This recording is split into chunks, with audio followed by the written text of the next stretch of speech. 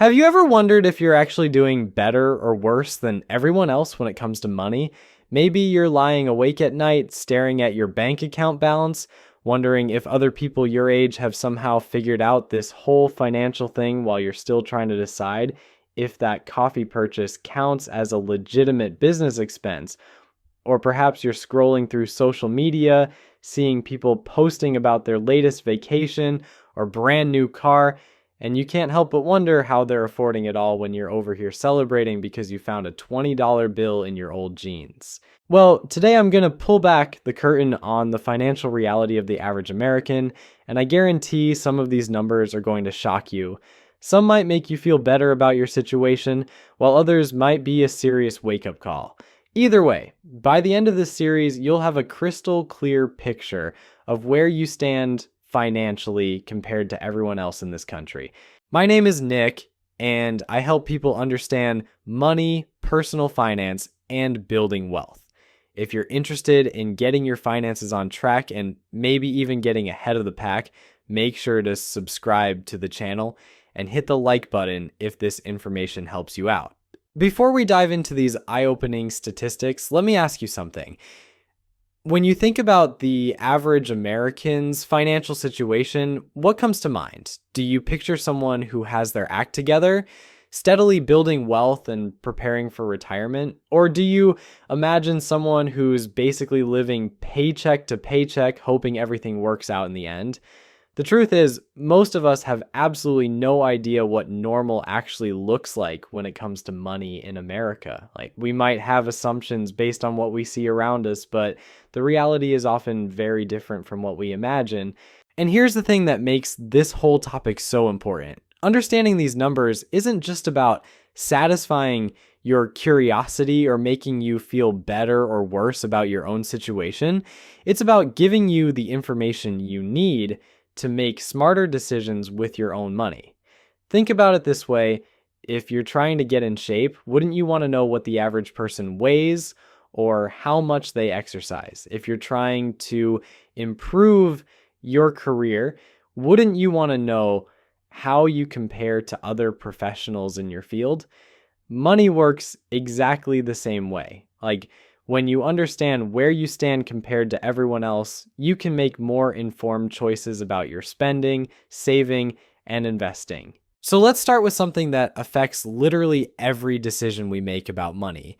Yet, somehow, most Americans are absolutely terrible at it. I'm talking about financial literacy, and the numbers here are genuinely alarming.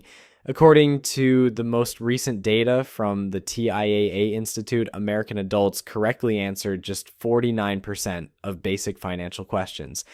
Let me repeat that because it's important. The average American can only answer about half of basic financial questions correctly. We're talking about fundamental concepts like compound interest, inflation, and risk diversification. These aren't advanced investment strategies or complex tax planning scenarios. These are basic financial concepts that affect every single financial decision you make. What makes this even more concerning is that this number hasn't improved at all since 2017. We're living in an age where financial information is more accessible than ever before.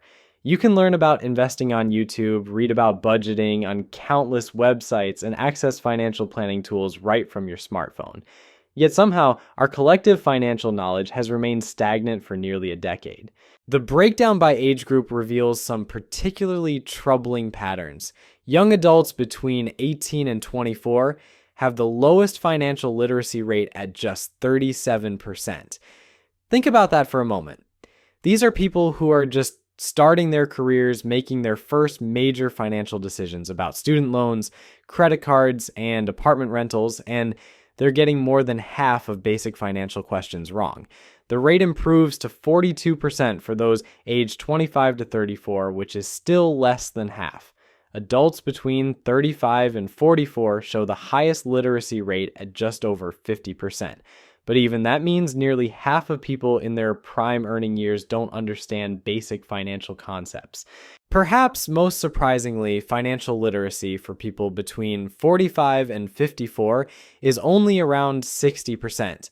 These are people who should be in their peak earning years making critical decisions about retirement planning and college funding for their children, yet they're performing just slightly better on basic financial knowledge than people in their 30s. But here's where it gets really scary. When researchers focus specifically on retirement-related financial knowledge, the numbers become even worse, and the average American correctly answers only 37% of retirement planning questions. This means that most people making decisions about their financial future have no idea what they're doing. They're essentially flying blind when it comes to planning for the most expensive phase of their lives. Now, you might be thinking that poor financial literacy is just an abstract problem that doesn't really affect day-to-day life. But the reality is that this lack of knowledge directly translates into poor financial behaviors that compound over time. Is when people don't understand compound interest, they don't appreciate the power of starting to save early. When they don't understand inflation, they keep their money in savings accounts that are actually losing purchasing power. When they don't understand risk, they either avoid investing entirely or make reckless speculative bets. This brings us to our next alarming statistic about how Americans are actually managing their money on a daily basis. The personal savings rate in America has declined dramatically over the past few decades, and the current numbers should terrify anyone who cares about long-term financial stability. In 2024, Americans saved just 4.4% of their income. To put this in perspective, during the period from 1950 to 2000, Americans saved an average of 9.8% per year. That means current savings rates are less than half of what was considered normal for 5 decades. Even more shocking is how quickly this decline happened. During the pandemic in 2020, Americans briefly saved 32% of their income due to lockdowns and government stimulus payments. But that temporary boost in savings has completely evaporated, and we're now back to saving less than 5% of what we earn. What makes this particularly concerning is that saving less than 5% of your income makes it virtually impossible to build any meaningful wealth over time. Financial experts typically recommend saving at least 10 to 15% of your income just for retirement, and that's on top of saving for emergencies, major purchases, and other financial goals. When you're only saving 4.4% total, you're not even meeting the minimum recommendation for retirement alone, let alone building any other financial security. The gap between what Americans say they want to do with money and what they actually do reveals some troubling patterns in our financial behavior. Despite widespread financial stress, 41% of Americans say they would rather enjoy life now than save for the future. This preference for immediate gratification over long-term planning is even more pronounced among younger generations, with 50% of Gen Z choosing immediate enjoyment over future security. Now, I understand the appeal of this mindset. Life is short, and there's definitely something to be said for enjoying the present moment. But here's the problem with this approach. When you consistently prioritize short-term pleasure over long-term security, you eventually reach a point where you have no choice but to work until you die. There's no retirement, no financial freedom, no ability to pursue your passions or spend time with family.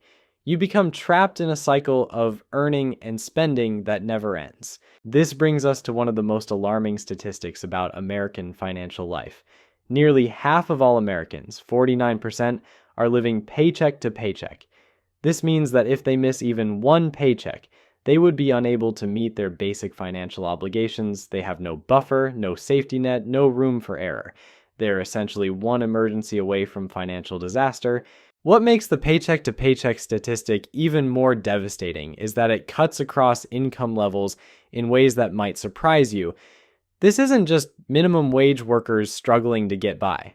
We're talking about people earning decent salaries who have somehow managed to inflate their lifestyles to consume every penny they bring home.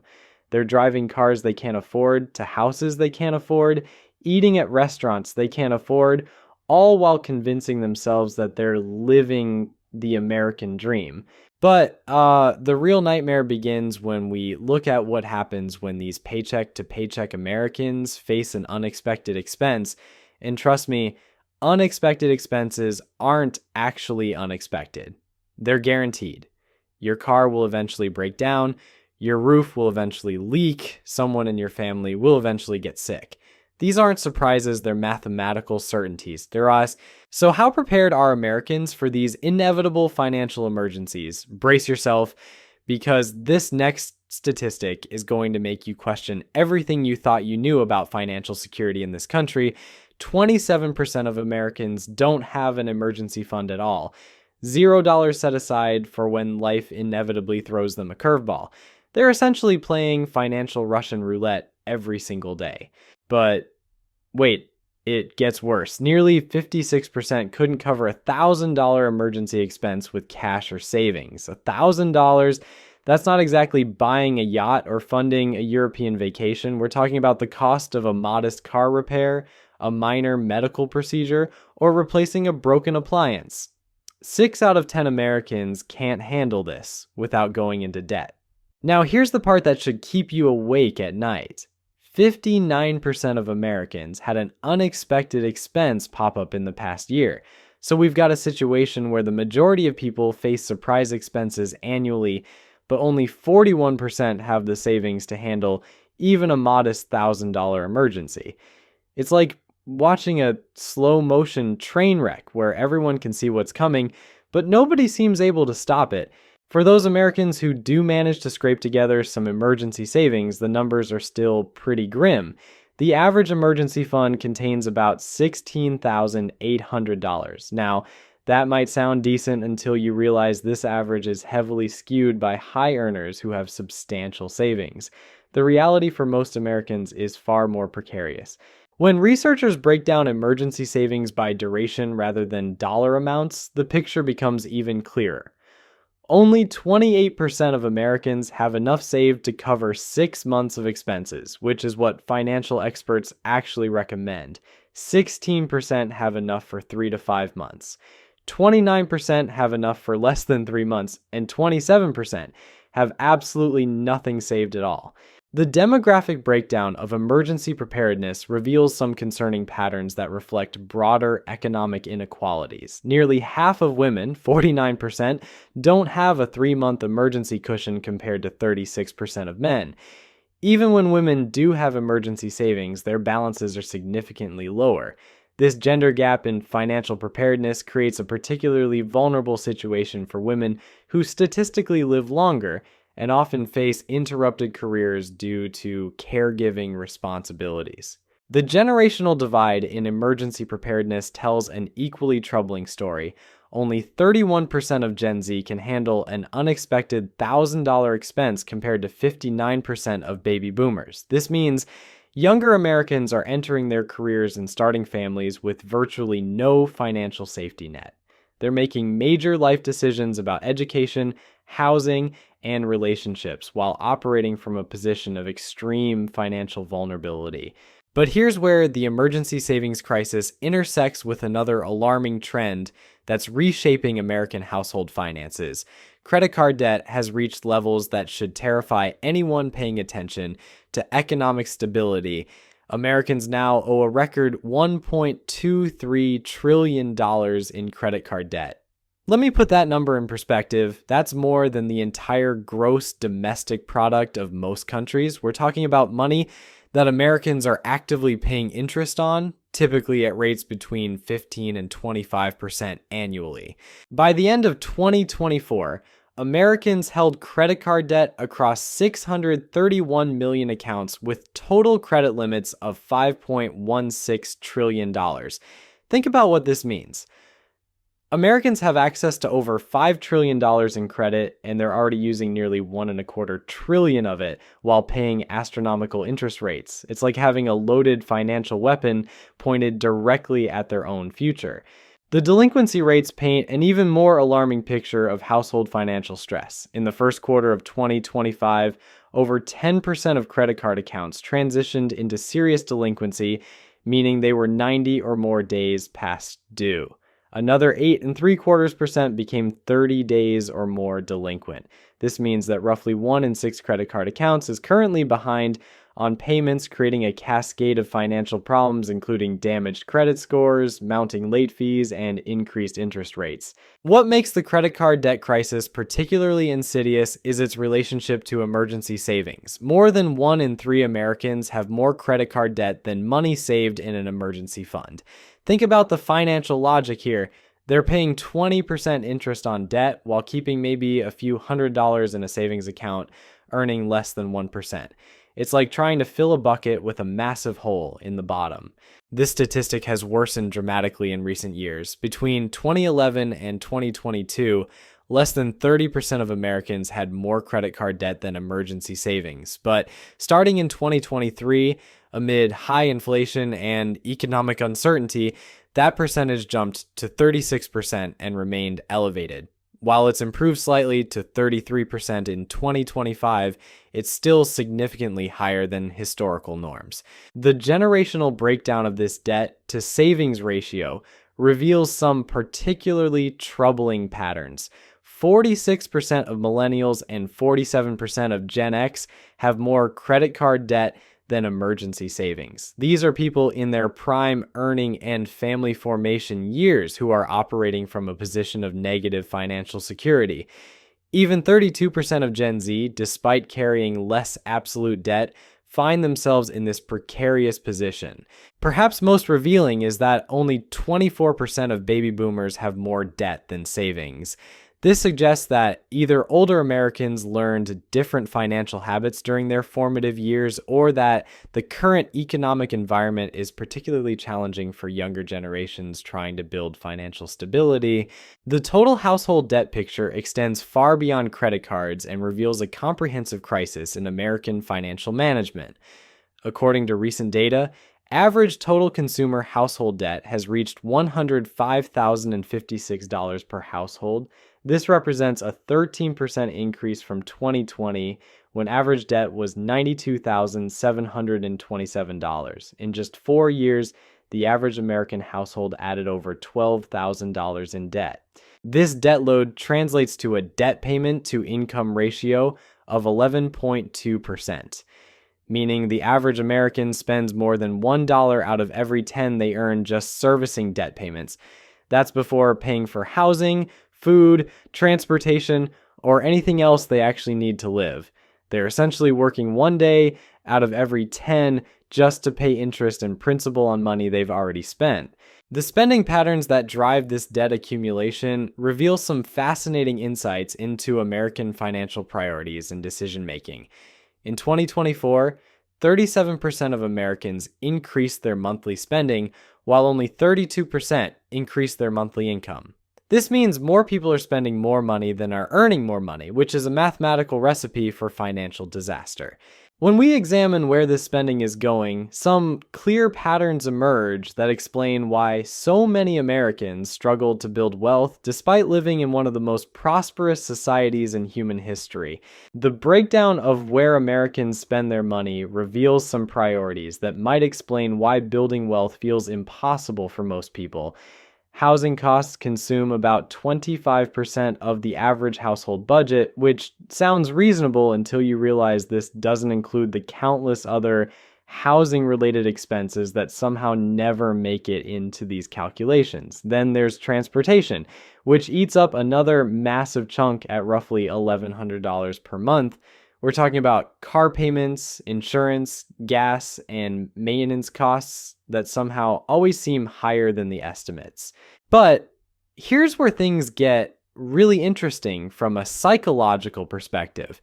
Americans are making financial decisions based on emotions and social pressure rather than mathematical reality. Take the phenomenon of lifestyle inflation, where people automatically increase their spending every time their income goes up. You get a raise at work, and instead of banking that extra money, you immediately find ways to spend it. A nicer apartment, a better car, more expensive restaurants. Before you know it, you're earning more money than ever before, but somehow have less financial security than when you were making half as much. This pattern explains why high earners often struggle just as much as lower earners when it comes to building wealth. I've seen people making six-figure salaries who are just as stressed about money as someone making $30,000 per year. The difference isn't their income, it's their spending habits and their relationship with money.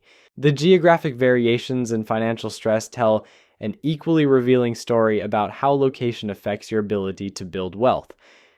Americans in Louisiana spend 40% of their monthly income just on bill payments. Hawaii and Florida aren't far behind, at roughly 39% each. When you're spending nearly half your income on basic obligations before you even think about saving or investing, building wealth becomes virtually impossible. On the flip side, Americans in West Virginia, Arkansas, and Mississippi have the lowest monthly expenses in the country. So this creates an interesting dynamic where people in lower cost areas might actually have better opportunities to build wealth, despite earning less money, simply because their expenses don't consume their entire paycheck. So there you have it. The average American is financially illiterate, drowning in debt, and one broken appliance away from disaster. But here's the thing that should give you hope. Now that you know what average looks like, you can choose to be anything but average. Understanding these statistics isn't meant to depress you, it's meant to empower you to make different choices starting today.